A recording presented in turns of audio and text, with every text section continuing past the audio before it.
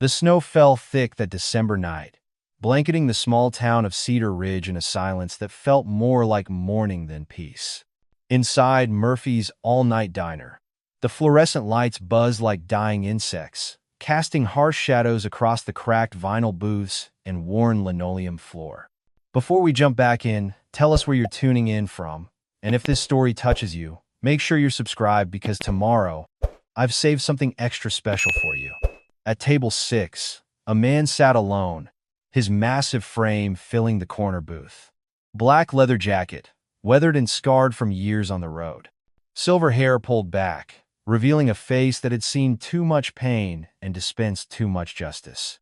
His patch read Prospect, but everyone who knew anything about motorcycle clubs understood that Marcus Tank Rodriguez was no ordinary prospect. He was a legend testing the waters of a new brotherhood. The coffee in his cup had gone cold an hour ago, but Tank didn't notice. He was watching the waitress, a young woman who moved like she was carrying the weight of the world on narrow shoulders. Every few minutes, she glanced toward the windows, her face pale with a fear that went deeper than worry about bad tips or difficult customers.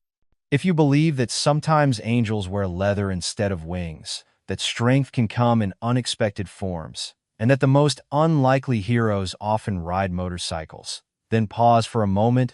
Like this video, leave a comment telling us where you're watching from tonight, and subscribe to our channel, because what happens next will restore your faith in the brotherhood of the road and remind you that good people still exist in this world. Sarah Chen had been working double shifts at Murphy's Diner for 3 months, ever since her husband died in that construction accident. 3 months of trying to hold together a life that seemed determined to fall apart. 3 months of watching her savings disappear into medical bills, funeral costs, and the endless appetite of daily survival. She was 28 years old, but the last year had aged her a decade. Dark circles under her eyes told the story of nights spent choosing between paying the electric bill or buying groceries for her 6-year-old daughter, Emma. Her wedding ring still caught the diner's harsh light, though she considered pawning it more times than she could count. Tonight was different, though. Tonight, the fear in her chest wasn't about choosing between rent and food. Tonight, she was facing something far worse. Earlier that evening, she'd returned to her small apartment above Henderson's hardware store to find her key wouldn't work. The locks had been changed. Her landlord, Vincent Castellano, had left a note taped to the door. Missed payments. Belongings in storage. Eviction immediate. But that wasn't the whole truth. Sarah hadn't missed payments. She'd been 3 days late once in the past year, and she'd called ahead to explain. This wasn't about money. This was about Castellano's new development plans and his need to clear out the undesirable tenants who'd been protected by rent control. The worst part? Emma was at her friend's house for a sleepover. Her daughter didn't know they were homeless. Didn't know that tomorrow, when she came home expecting hot chocolate and Saturday morning cartoons, there would be nowhere to go. Sarah had tried calling legal aid, but their offices were closed until Monday. She tried calling the police, but they'd explained that if the landlord followed proper eviction procedures, there was nothing they could do. And when she'd asked what constituted proper procedures, the officer had shrugged and said, "That's between you and the courts," which meant between her and nothing. Because courts cost money she didn't have, and lawyers charged fees that might as well have been asking for the moon. So here she was, refilling coffee for truckers and late-night drifters, trying to figure out how to tell her 6-year-old daughter that they were living in their car now. If she even still had the car, she wasn't sure if Castellano had found a way to take that too. Tank had been watching Sarah for 2 hours. Not in a predatory way. His years on the road had taught him to read people, and this woman was broadcasting distress like a ship sending out SOS signals. The way she kept checking her phone, the way her hands shook when she thought no one was looking, the way she disappeared into the bathroom twice, and he could hear her crying through the thin walls. He'd lived through enough pain to recognize it in others. His own daughter would have been Sarah's age if she'd lived. Would have been struggling with bills and bosses and the weight of single motherhood if cancer hadn't taken her when she was 16. The thought sat in his chest like a stone he could never swallow. When Sarah approached his table for the fourth time that night, Tank saw something different in her eyes.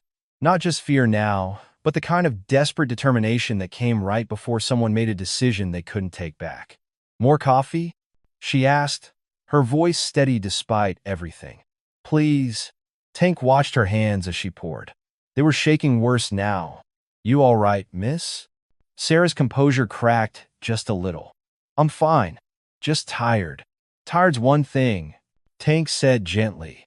"What you've got going on is something else."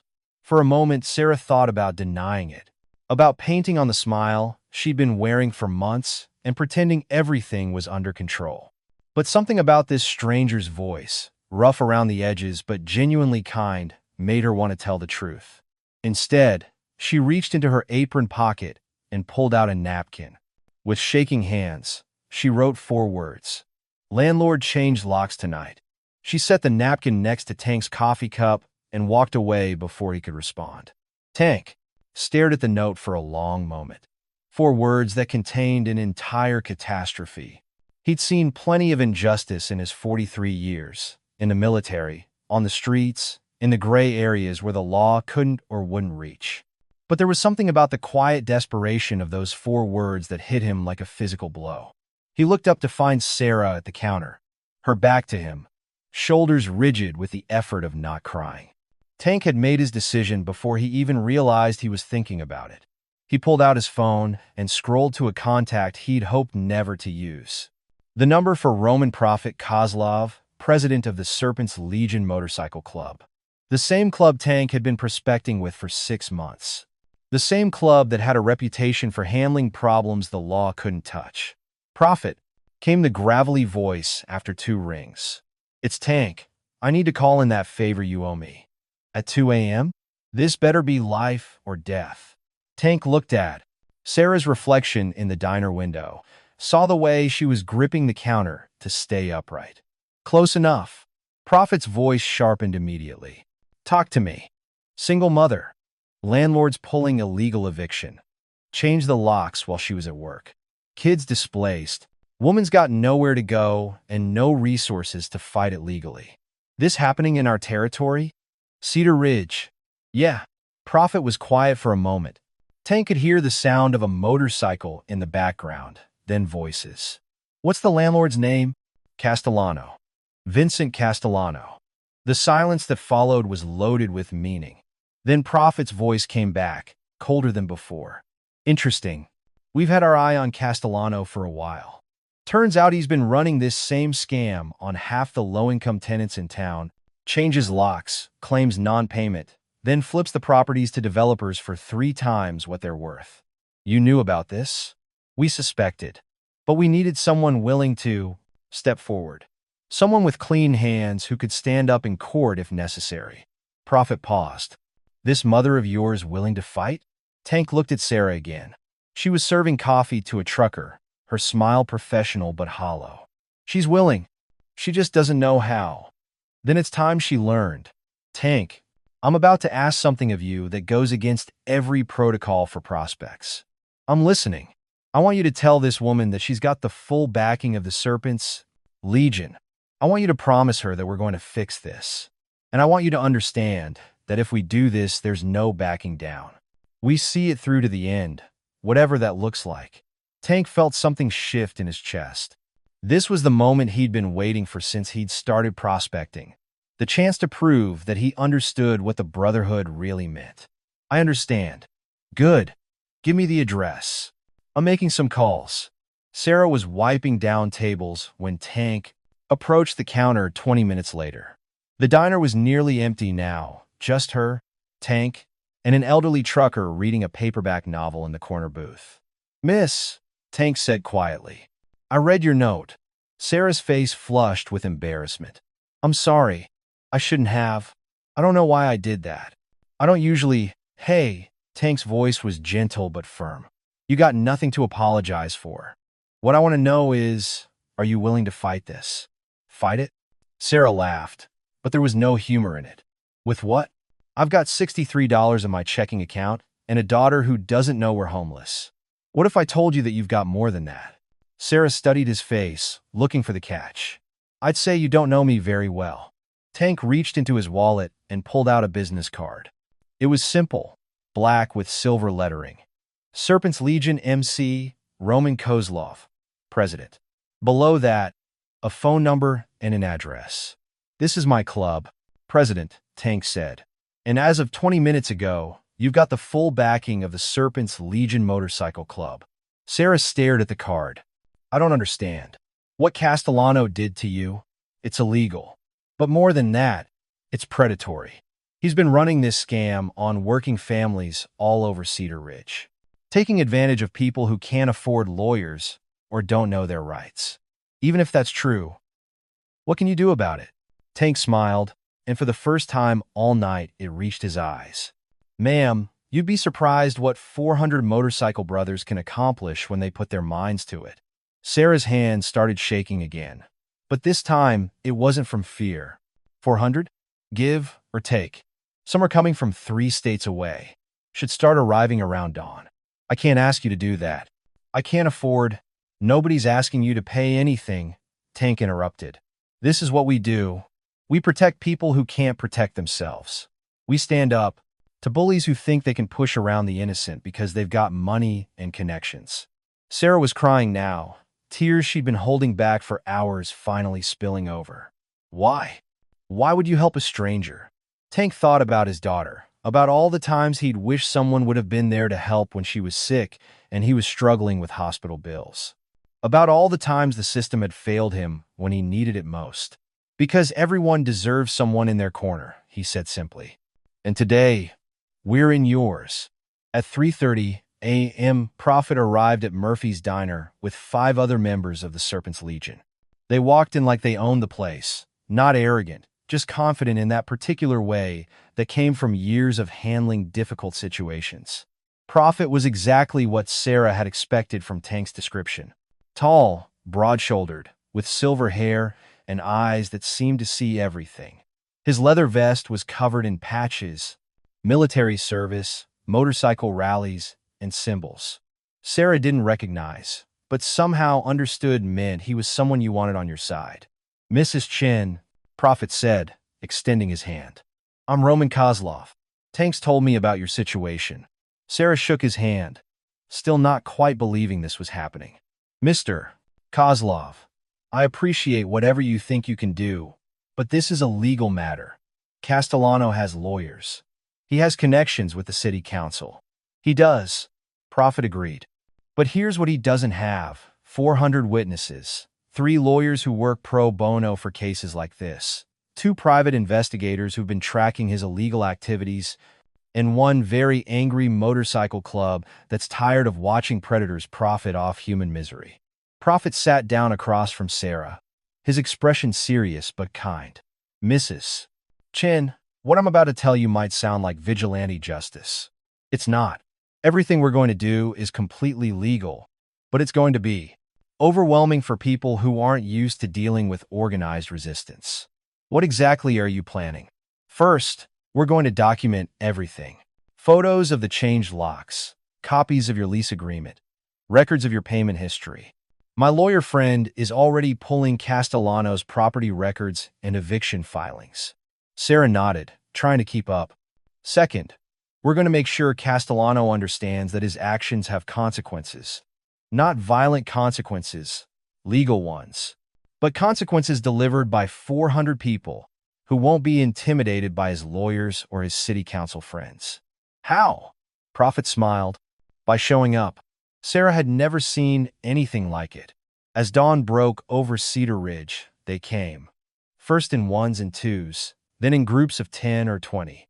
Motorcycles of every make and model, their riders bundled in leather against the December cold.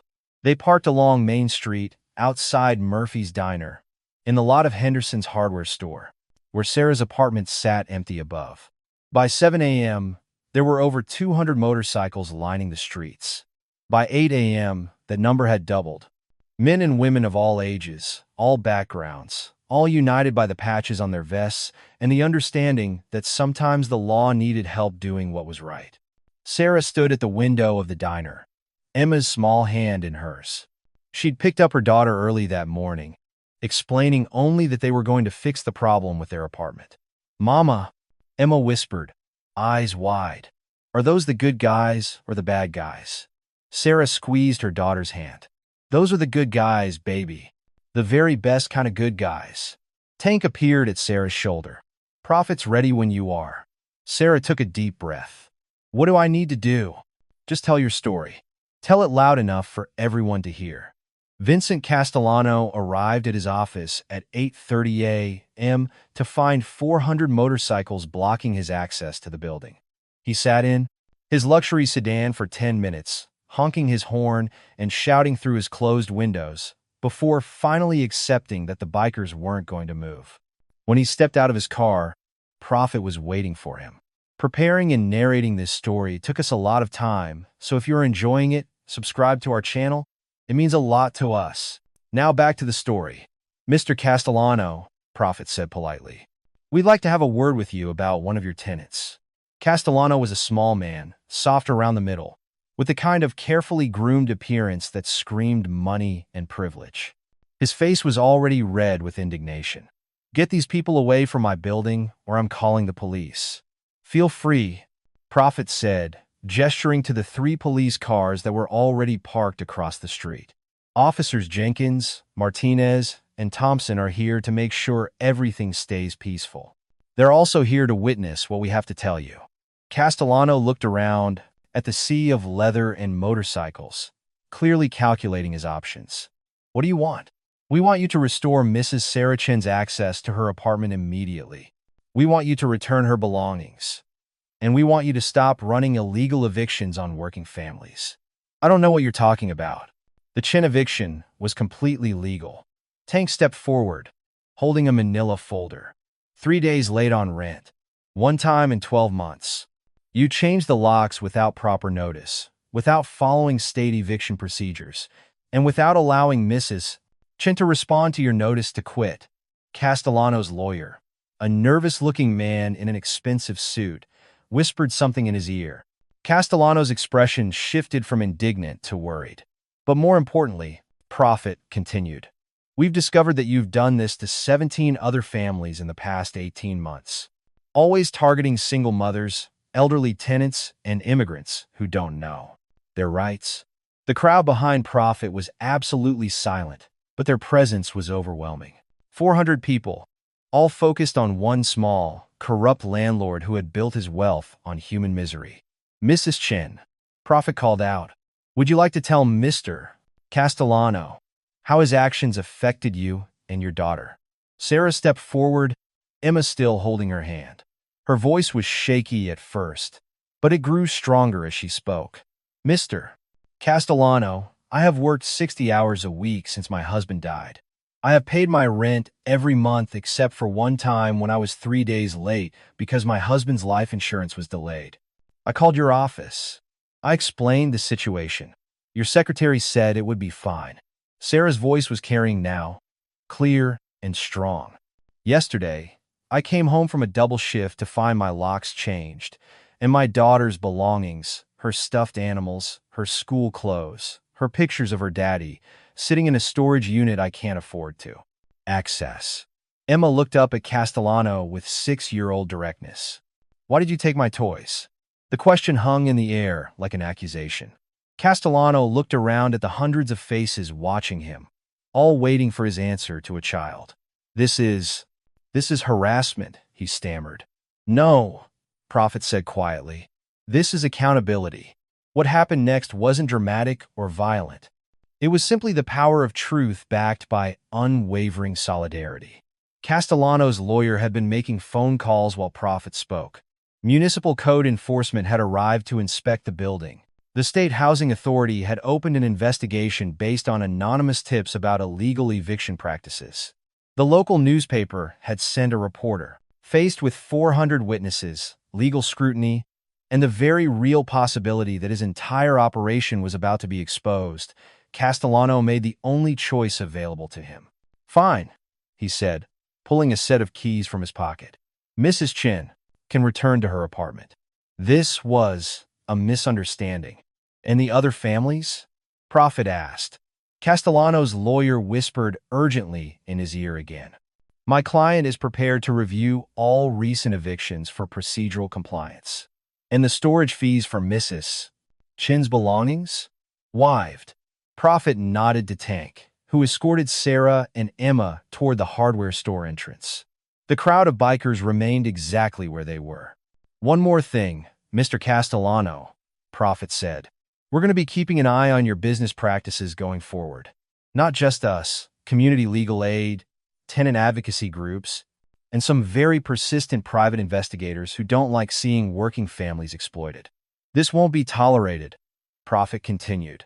Not in this town, not in this state, not anywhere our brotherhood reaches. Are we clear? Castellano nodded quickly. Crystal clear. 20 minutes later, Sarah stood in her apartment with Emma, surrounded by the familiar chaos of their life. Emma's toys were exactly where she'd left them. The Christmas tree they'd decorated together still stood in the corner, lights twinkling like nothing had ever threatened this small sanctuary. Mama? Emma said, holding her favorite stuffed rabbit. Are the motorcycle people going to stay? Sarah looked out the window at the crowd below. Many of the bikers were preparing to leave, their mission accomplished. But Tank and Prophet were still there, along with dozens of others. I don't think so, sweetheart. They have their own homes to go to. Will we see them again? Sarah thought about Tank's business card, still in her pocket, about the lawyer Prophet had mentioned, who wanted to talk to her about helping other families, about the community organizer who'd approached her downstairs, asking if she'd be willing to speak at a tenants' rights workshop. I think we might, Sarah said. There was a knock at the door. Sarah opened it to find Tank standing in the hallway, holding a small wrap package. From the Brotherhood, he said simply. For Emma. Emma unwrapped the gift to reveal a small leather jacket, size for a 6-year-old, with a patch that read, Protected by the Serpent's Legion. Really? Emma asked, eyes wide. Really? Tank said.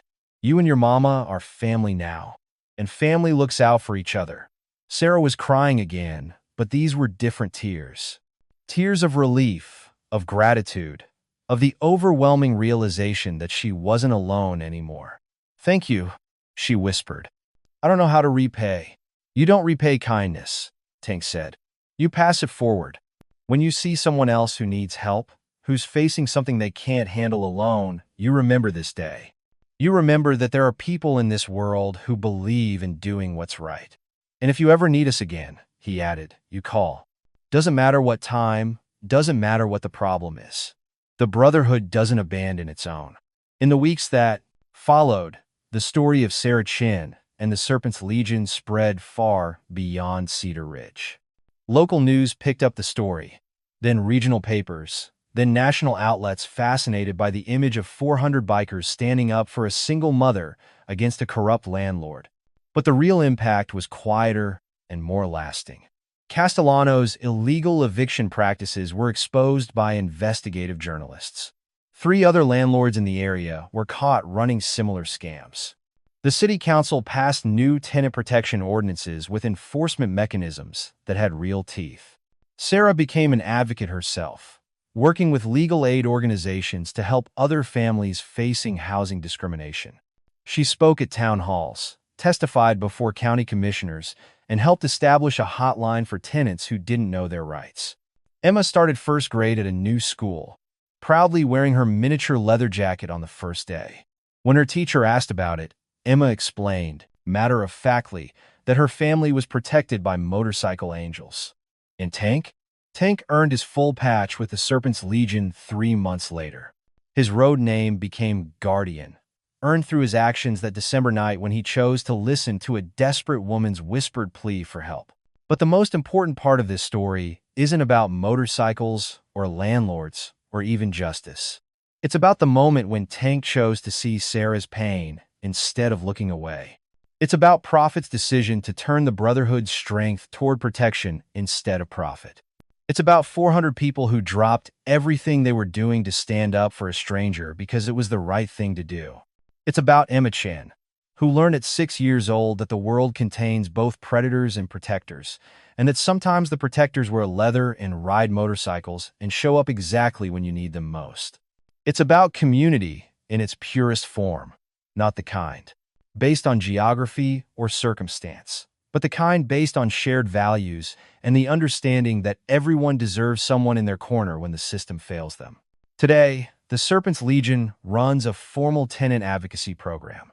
They've helped over 200 families avoid illegal evictions, connected dozens of people with legal resources, and established partnerships with community organizations that provide long-term support for vulnerable tenants. They still ride, they still gather, they still intimidate people who mistake their appearance for their character.